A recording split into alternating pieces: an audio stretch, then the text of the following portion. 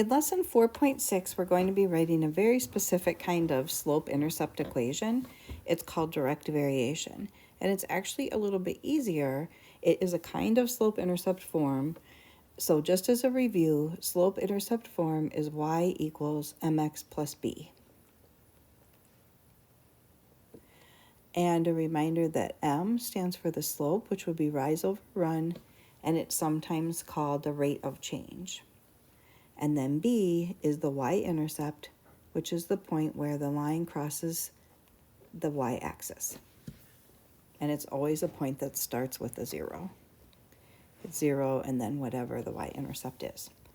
Okay, and that becomes important for direct variation.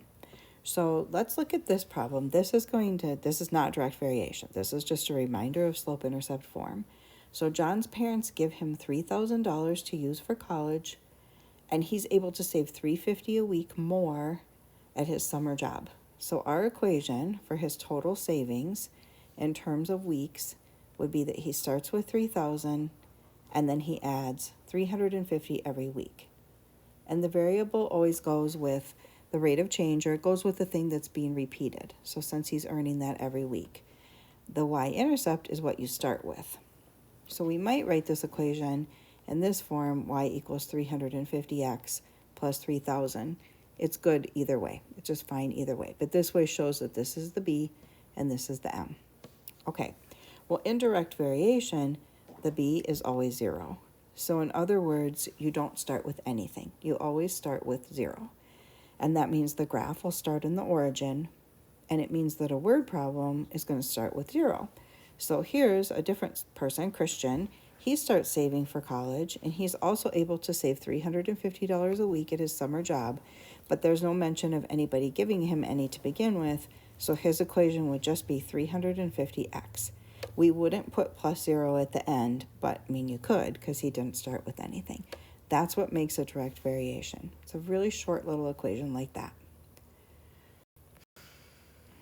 So to decide if something is direct variation, we're just going to see if it fits this pattern of y equals, I'm not sure why we don't call it mx, we call it kx if it's direct variation, but it really is mx just plus 0. And that k is called the constant of variation. So the slope in this case is called the constant of variation. And it's only called that if there is no y-intercept, if the y-intercept is 0. So this fits the pattern. It's a yes, and the constant of variation is 4. Now, in your homework today, I want to tell you that if it's just a yes or no question, you only get one try on it. So you don't want to just guess yes, and then if it's wrong, guess no. Really just take a look at it for a second, because it doesn't give you a new version, and you don't get to try it again. Okay, so let's try this one. So I need to get y by itself first, so I can tell if it fits the form of y equals kx. So I'm going to subtract 2 x's from each side, and then divide everything by 8. And 0 divided by 8 is nothing. And then negative 2 divided by 8 would be negative 1/4, or you could put it as a decimal. But the point is, yes, it is direct variation, and the constant of variation would be the negative 1/4. Okay, this one is going to be a no, because it has a y-intercept that's not equal to 0. So that line would not go right through the origin. It's a no.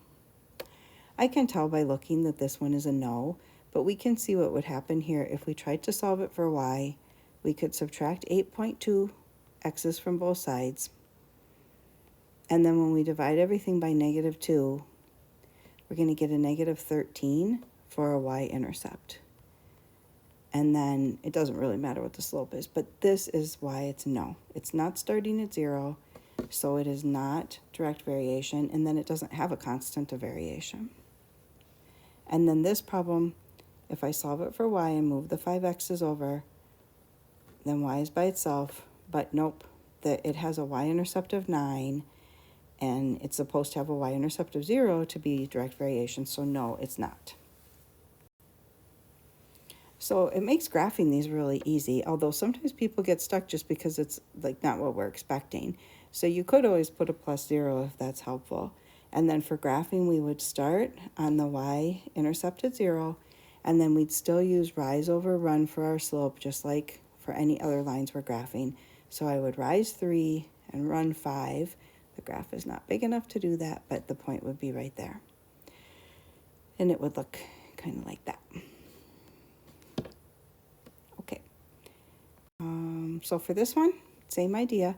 I could put a 0 back here for the y-intercept.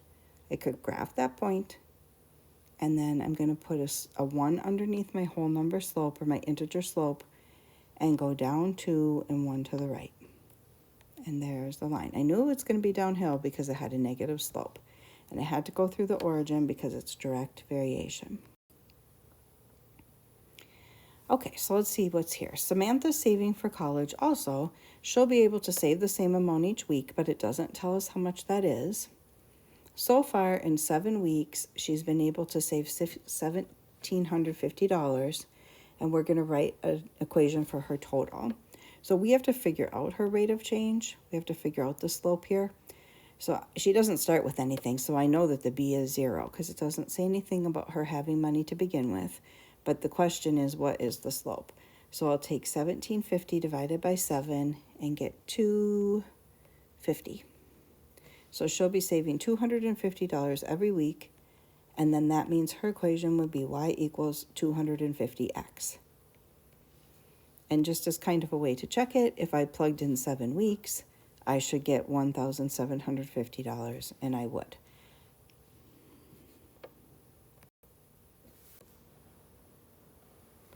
Okay, so we're told in these problems that y varies directly with x, so we know that they're going to fit this pattern of y equals kx, or y equals mx, and then we're supposed to write the equation.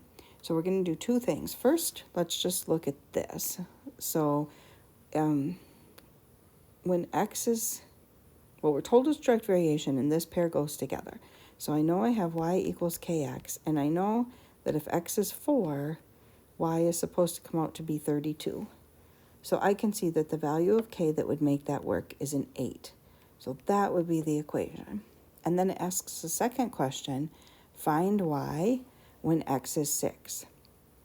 So now if I plugged a 6 in here, I would get 48. So the second part of this answer would be 48.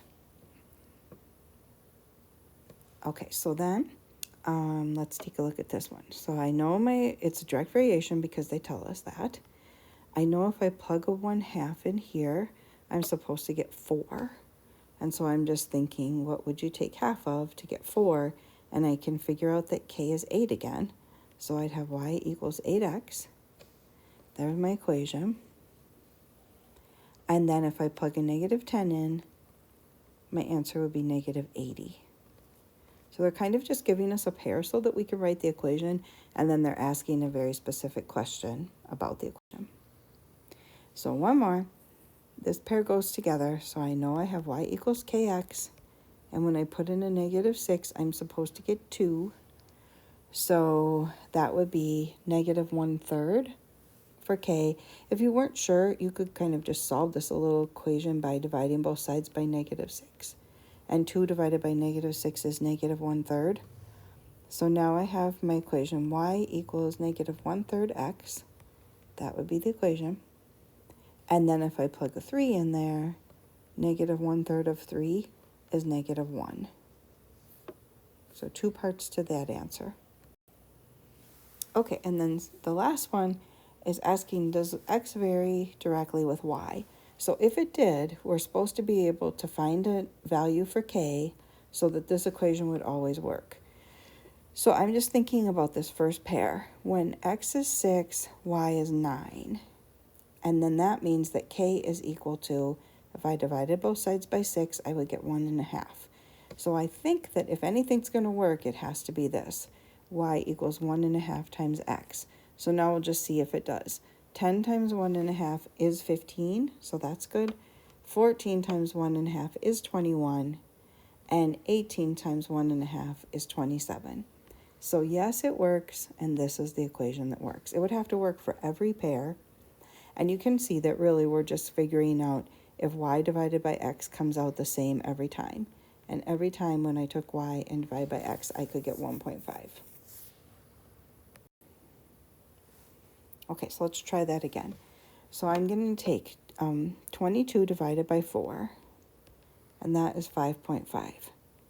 So if anything is going to work, my equation would have to say y equals 5.5x, because it has to work for every pair. And 5.5 times 4 comes out to be 22. So that's what's going to work for the first pair.